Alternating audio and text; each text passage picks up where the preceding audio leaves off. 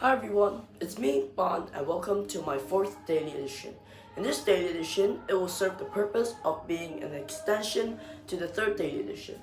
So I will talk about my answers and say why I choose them.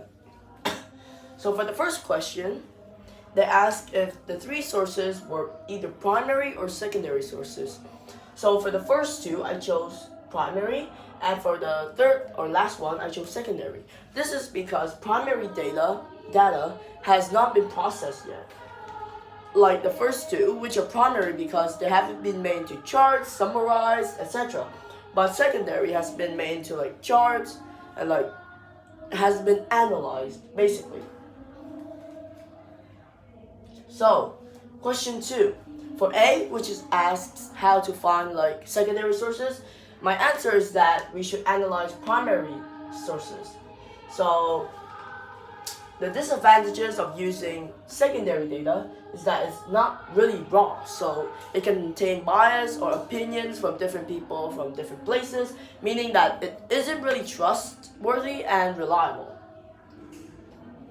Thirdly, so for A, I chose secondary, and B, I chose the 2 reasons, which is firstly, it's biased, and secondly, it's not reliable. A further explanation to this is that most companies, for example, would want their product to be the most viewed and most popular in the planet, which means that they would make a lot of biased comments about it, meaning that they would try to highlight their own selves as much as possible. Question 4. So, data from 2001 census on the number of rooms in the house, which I chose primary because it's pure data. Results from an experiment measuring sizes of spiderwebs, primary as well because it's still raw data. Third, a pie chart in a magazine showing preferred beauty products. This is secondary because this has been taken from many primary sources, analyzed and made into a chart.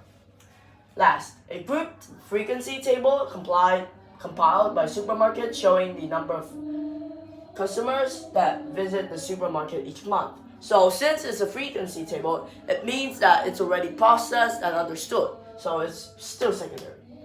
Question 5 is secondary for A, and B, the reason why he shouldn't use this data is because, as the reasons mentioned before, it's either biased, untrustable, or maybe unreliable. Question 6. So the problem with the chart is that it doesn't really have any specific marks to show the progress. It's just 2 lines and then just a random blue line going up. There's no mark like 1, 2, 3, time limit or anything. And B, it's secondary. So that's all for my 4th day edition and my answers. Have a nice day. Goodbye.